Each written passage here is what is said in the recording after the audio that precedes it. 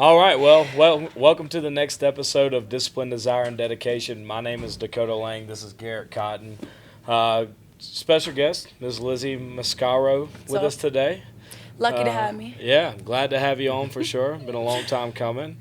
Kind of just let everybody know who you are, where you're from, like a little just background on yourself. A little background. Yeah, a little background. I am from Louisiana, 24. Moved out here, 8 months ago? August? Mm-hmm. Or not August, October, something like that. Like before, before story. What'd you do before you got out here? So, kind of start back from, grew up in Louisiana, went to Austin after I graduated, lived there, and just had fun, honestly. Didn't do much. I bartended. Caitlin, your girlfriend, told me to come out here to come work with you, and I was like, absolutely not. I'm not knocking doors, not No my shot. thing, not doing it. I think it took until they sent that check stub, though. I think it was you made like 30 grand in 2 weeks, and I was like, all right. Fly me out. Say less. But yeah, I quit my job like that day. I had to work that day, quit, and flew out here a few days later, and that was it from there. So, much. where'd you go to school at? Southeastern. Southeastern. Louisiana What'd you go to University. school for? Marketing and business. Okay, you graduated? Yep. Oh, Did. okay. Did you? Okay. So, yeah, I did. I did graduate now. When you moved to Austin, was it for the marketing? Was like that was kind of your goal? Like you were trying to find a job out there? Or? I mean, kind of, not really. It was always my goal to like move out of Louisiana as soon as I graduated, so I did that. My initial like job that I wanted to do was like event planning, marketing, stuff like that. But my mind just kept changing over and over, so I just did what I always did, and service industry, bartended, served, and just did that. So, how long did you live in Austin? A year and a half. Year and a half. and a half. So, went through college, did all that, and you said you're 24 now. Mm-hmm. So you moved across to Texas. What was that? About a year ago? Year and a half? 2022. 2022. So you went there by yourself? I went with my girlfriend. Okay. Yeah, and my 2 dogs. We moved out there. Yeah. Kind of tell us about the move. What? I know you said that you always wanted to move out of Louisiana, but what was like? I'm going to Austin. Yeah. Like what distinguished that location? I traveled out there a lot just for fun and stuff like that. I had friends that lived out there, so it wasn't like too far from home, but it wasn't Louisiana, so it was just like something new for me to do. It was just move. Like I had to get, as you know, we came from a very small town vibe area, so I just really wanted to experience something else, new scenery, new people, new everything. So. Yeah, so you were definitely looking for an opportunity in Austin, Texas. That was like your original goal was to stay there. Right. Ended up coming up to Colorado to try the job for a little while. What was your initial reaction whenever you started working with me?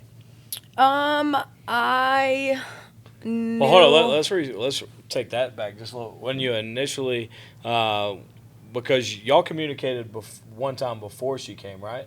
I think so. A lot, yeah. We talked about it. A good bit. And what prevented you from coming initially, rather than coming on, after you were in Austin for a little bit, and like you said, you saw the pay stubs, and you're like, I'm gone. I don't know, just like it seemed a little too good to be true, to be honest, how much y'all were making and stuff like that. It also was something that I've never done before, so I was just kind of like I didn't. It was like taking that risk that made me nervous. The funny thing about Lizzie, too, is whenever I tried to get her to come up here, she sent me her brother's contact information. And she told me to call Josh, get Josh, come up here, and like pushed her brother off for it. And Josh, we talked about it a little bit. And he tried to get me to come solo. It was just kind of like we talked and met each other. And then next thing you know, Lizzie was like, all right, fine, I'm coming up here to do it. So, and now Lizzie, about to be opening up a branch in July for South Denver. So been working really hard, and it's paid off for you. Yeah. So now back to my question about like what was your initial reaction whenever you actually did come out here? Because it was different for you, but like what did you expect or what did you experience? Just the room of people was very different. Like I remember my first day in here, everyone was going up to do the role plays and stuff like that, and everyone's critiquing and making comments, and like everyone's very tight knit group, and I was just like, very positive environment, just something I've really never been around. One of my biggest things of why I wanted to move was just to be around different people. Like, we grew up with the same people, middle school, high school, college, and I just wanted to be around better people that are doing different stuff. And when I got here, that was exactly that. Like, yeah, and it comes back to the narrative of, like you said, when you're in that small town, everybody knows your past. You know, it's the small town chatter. You know what I mean? You know that person, you dated that person, and when you made that move, you know, out of your hometown, it really, the emotion that I felt is kind of like you're free. You know, you have a new beginning, a new identity. Yeah, people know you for who you are now. Right. Yeah, exactly. Right. Not holding what you did back in, you know, 7th freshman year of high school, right? Exactly. You know, you can actually, instead of, because we always say it, you'll never grow past the person that you're worried about, right? Yep. So if in that small town you're always, you know, going back and forth with each other, you're never going to be able to grow to your full potential. Right. So. Yep. What would you say, you know, you came into the office in Denver, and you came here for, what, 2 weeks, wasn't it? Yeah, the first time it was 2 weeks. They had an office in Austin, so went back because I didn't want to move here. I really just wanted to come train with Garrett and see what it was about. Liked it, obviously. Worked in Austin for about a month and a half. And at the time, Austin obviously is not what it is now, so it just wasn't like the right fit for me. And I really wanted to come back up to that first group that I met from that first day. So yeah, you saw the vision. Yep. What would you say is the biggest challenge that you've had from a female's perspective, as far as, you know, the door-to-door industry and even making the move into performance windows? Because you are the first market owner in history, female market owner in history for performance windows. So that's a hell of an accomplishment. Appreciate that. Yeah. I would just say, I mean, like you just said, there's not many girls. I think there's only, like maybe 5 in our company, if that. So, yeah, there's that. And biggest challenge, I don't know. And what do you think, like, sets you apart from the other 4 girls in the company? Like, how were you able to achieve market owner in less than a year? Just doing more than everyone else. Like, that's what you told me from day one. If you want more, do more. Yep. So I just always wanted to be the best in the room, best in the company, and I pushed myself to do that. So yep, whatever it takes. Yep. And then so aside from like performance windows, right? So how much would you say that your life has changed? Well, I guess it's a tribute to performance windows. Yeah. But living in Colorado, what do you foresee like the future of like the next 5 years for you? And is it going to be still related performance windows, or like where do you see yourself at? Yeah, definitely. I mean, I don't really have like a time cap on it, but I just want to go to. I see where we're going. Like I obviously market owner, regional, anything past that, if they create that. I just want to go as far as I can. This is an awesome company, and I love everyone I work with. So I see how much potential is here, and obviously, you know, at some point, you know, we take everything we learned and have built in this company and build something of our own. If you were to guess, like, opening the South Denver branch, what's some of the things you think are going to be challenging for you? Ooh, let's see. That's a hard question. Maybe just being, I don't know, that's a hard question. Being just more, like, level-headed with everything. I know that, you know, as being a market owner, you're the one person that everyone looks to for all the answers, and that's a lot of responsibility, a lot of people that look to you for all the answers and stuff like that. So, would you say it's pretty good timing of the promotion? Yeah, I mean, I don't think you're ever really ready till you're ready. I didn't think I would get it as soon as I did. I knew I was gonna get it. I mean, you knew I was gonna get it. But yeah, I mean, I'm ready. I think God doesn't give you anything you can't handle, so I'm definitely ready for it. It's definitely a new challenge. Every level you move up, there's more responsibility, more stress, but more reward as well. So, tell me this, you know, because you've lived in Austin and you've lived here for a decent amount of time. What would you say the biggest difference in living in Austin, Texas, rather than living in Denver, Colorado? The weather for one, obviously. The views, it's just completely different. I don't know. I feel like the people here are a little more like clean, conservative. I don't know. It's a nicer area. But as far as like work wise, Denver's just different. Yeah. We different over here. So. Yeah, well, don't sleep on Austin. What'd you say? I couldn't hear you. He had to whisper that into the mic. No, I just ain't going to get loud. We passed him just now this morning. It's all right. We got 2 check that leaderboard real right quick. Now. Hey, we about to be right check back. Check that leaderboard don't real quick. About that. Yeah, Lizzie got 6:15 after this. Don't worry. It's okay. Yeah, she'll be back. Cat. Cut him out. Cut him out. Yeah, so, like Cotton said, as far as like, what would be some, because you say it all the time, is there's people throughout the company, and let's kind of reach to those people, right? So there's people in the company that have reached out to you for advice, and have you personally have inspired them, right? What would be one bit of advice that you would give to the people that are within performance windows as far as taking that next step to believe that they can be the next female market owner or just the next market owner in general? Yeah, just like you said, just belief. It literally all comes down to that.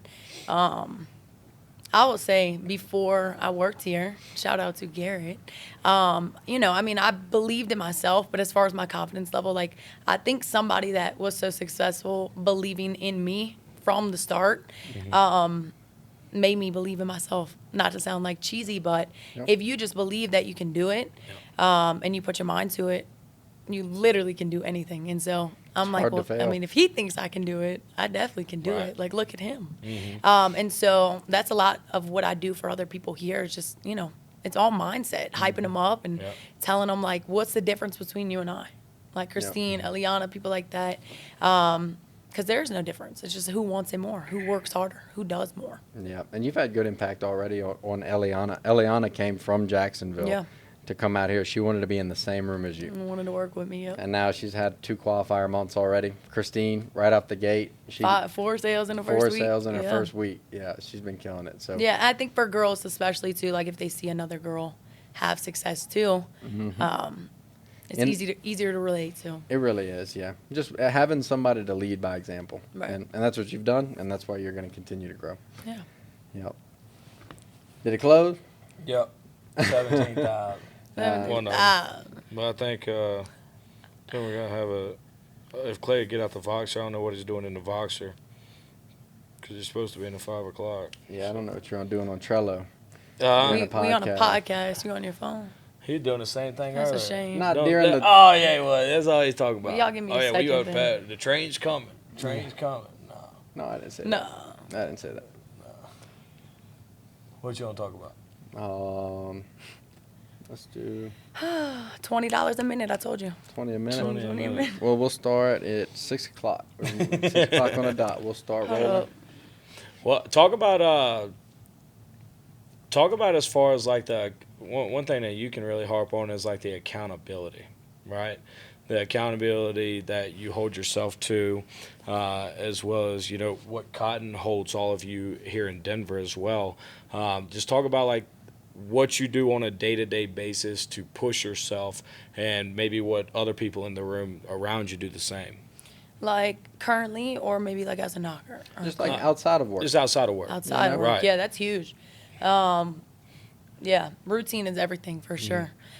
If I'm not on my routine, even in the slightest, it definitely reflects at work. Anytime, I'm usually in the gym in the morning, eat breakfast on time, ready to go. Yep. Hours before we even start work.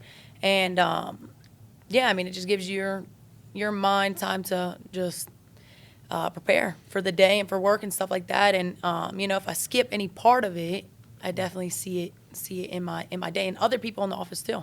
I'm like, what's going on with you today? Why are you having such a bad day? I woke up late. I didn't go to the gym. I haven't eaten all day. Stuff like that. You know what I mean? I'm like, routine is everything. Isn't it crazy? That's always a direct correlation to whenever someone enters a slump. Yep. They just stop doing the things that they were doing every single day. Yep. Like even when you were coming in, like the last person of the closer group to come in. You're not supposed to cut that out. That was whenever we were Cut that seeing a out. little bit of a slump the other day. But No, that it's was true. exactly It's what true it though. was. It's true though. Yeah. You know, I mean, it happens to all of us. Like, we all go through it, and I notice it though. I don't feel myself like waking up late, coming late, stuff like that too. So. Yep. Well, that's what I would say separates, majority of the people and then the 1%ers, right? Is that it's hard to do it to that 365 days a year to do the same thing over and consistency. Consistency is hard, right? But what the 1%ers do that the other people don't do is they recognize it. Right. So as long as you recognize that, hey, I got to change or I have to get back on implementing this, well then it's way easier to fix. Yeah, right? absolutely. What you've had a couple people come up, huh? B-Rob's your recruit. Your brot's coming? My brother's coming. I'm yeah, excited let's for talk that. about that. Let's talk about the new market, South Denver. I know. South I'm Denver. ready. So who's going with you? I mean, I don't really have like a roster yet, but B-Rob, obviously, Justin, my brother's gonna bring in 2 people. One, his name's Amari. Someone else. They sell solar with him now. Yep. Okay. Live in Dallas and stuff like that. Christine. Swiping Christine. How are you? Christine. We'll talk about that yeah, one. We don't know if yeah, Christine's come coming on with now. you yet. Yeah, let her choose. Oh, Let her choose. We should recruit you. But yeah, I'm building a team. Yeah. Getting some people out here. I'm honestly excited for a small group at first. It seems like, everybody's dialed in. It's a small group, kind of a little easier to manage at first. It really is. Everybody's excited and kind of. It's on easier to hold that small group accountable because the larger it gets, you have people that'll hide in the shadows. Right. And they'll ride the train, but they're just in the back of the train. Exactly. Yeah, so it's easier to manage with the smaller group for sure. Yeah, and it also helps you as far as like you get to develop your backbone, right? Because if you come in there and you have a bunch of weak people, it's like whenever I was here and we were influxed with new knockers, we had so many weak mindset that people were hiding in the shadows where you couldn't hold them to that standard. Right, because there were everybody so else many is of doing them. it. Yeah, right. There were Yeah. so many of them. So being able to build that backbone for you is, I think, that was one of the biggest lessons that I learned as a market owner whenever I first started, is because naturally, you want to become and you want to be the biggest office, right? But at the same time, you got to zoom out and you got to go, okay, well, if I bring in let's say 10 new knockers and you only have 2 closers, well, 10 new knockers, that's not gonna solve your problems, right? Because 2 closers cannot dedicate enough time for 10 brand new knockers. And with all those different type of mindset, it'll just drive your culture into the ground. Right. Exactly. It'll bring your culture down to where you can't hold that standard because we're going to build the standard. Right. Yeah. Exactly. You gotta be the standard. Yeah. And if those new people come in and they see that, the standard is not that high, well, then that's always going to be the standard. Exactly, yeah. But if you're able to nip that right in the bud and build it up, then you have what Cotton has here in Denver, and it's just a self-producing machine. Right? It's producing closers back to back to back to where, you can kind of just sit back and just make sure all of your pieces are working together. Of course, yeah. So, What you put into it at the beginning sets the tone for the future. Right. So just remember always right now, what I invest today will pay me back later. Yeah. So just every day, even though you don't want to do it, sometimes you just got to do exactly that, Hard yeah, work pays off. I'm going to ask you a question. And if there was one thing that you could tell Lizzie as far as opening this new market, what would be the number one thing that you would tell her to focus on? Focus on controllables. Controllables. That's Yep. the biggest thing because you can't control a bad day. Right. I mean, in a sense, you could, but it's because you do the things that you can control throughout the day. But if Right. you all you're focused on the externals, what this person thinks, am I going to get in trouble for this? Is this going to happen? All the above. Then that's whenever you're going to feel like all that weight's on your chest. Right. But especially now where I'm sitting as market owner, it's like I realize that the problems that I feel are so big, they're not that big. I'm not going to die. In the scope of things. At the end of the day, like this person may cuss me out, but okay. Right. Sorry, we're gonna fix it. Yeah. You And know. keep on moving. The train never stops. Yep. So as long as you just understand that, like nothing's gonna stop the train, Yep. but you're going to hit some logs along the way. But they might shake the train, but it's still moving. The analogies. But it's Always. reality, though. If you focus on your controllables, you're going to be okay. But another thing is just lead, especially until you have a solid core. Right. Like when Kaleo told me, he said, an office lives and dies by its closers. So do not stop until you have the closer group that you want. Strong group, yeah. And when they're good, then you can trust them to train. Right. And when they're good, then you can trust them to go out and do and help you. But if not, one person can't build a whole company. Yeah. It's not one person. It's multiple people that you convince to have the same mindset as you. Teamwork. Yeah. So build, and focus on the controllables is all I'd say for you. Yeah. But you're gonna do good. Oh, yeah, you're gonna crush it for sure. I know we're kind of running on time. Let's talk about one last thing. From a person that was bartending, making $700-800 a week. Yeah, would probably range from like $250 to maybe like $800 on a really good night. Right. Let's say $1,500 a week, right? From a woman that was bartending, making $1,500 a week to, already over $200,000 on the year, right? Yeah. Talk about and maybe some advice that you would give to females that are looking to make that jump, but they're internally something just holding them back as far as, why do they deserve it, and what would be your biggest, I would say, pointer to just take the action? Just do it. I don't know. I just think you got to want it. It's not for everybody. Yeah. Like 1% is 1% for a reason. And yeah, I mean, if you're somebody who works hard and is, disciplined and no, I'm just kidding. Disciplined and, can sacrifice, pleasure or, comfortability right now for a lifetime of comfortability and pleasure. You know what I mean? Right. It's just like, for me, I was just like, why can Garrett from Chili's make $30,000 in 2 weeks and I can't? Like, what is the difference? Like, there's no difference between me and them. And I just wanted to push myself to do it. Yeah. You know what I mean? And I think if I saw, this, I would be like, damn, like. And the thing is, 200K, as you saw it, you wanted it, and you were willing to sacrifice what it took to get it. Yeah. So it's like, so to answer his question, the things I take from that is wanting it for yourself, and then be willing to sacrifice. I wasn't at first. I know he's like, why don't you come up for 2 months? And I said, 2 months? No way. I'm like, I can't leave my life and my girlfriend and my house. Yeah, but I was telling everything. you, leave Kayla at home. She wanted to bring Kayla. She wanted to figure out, do it all her way. But it was. Because it was uncomfortable for me. But he put it in a sense of like, Lizzie, it's 2 months compared to a whole year or the rest of your life. But really, 2 months compared to a whole year, I'm like, it's going to fly by. Oh, yeah.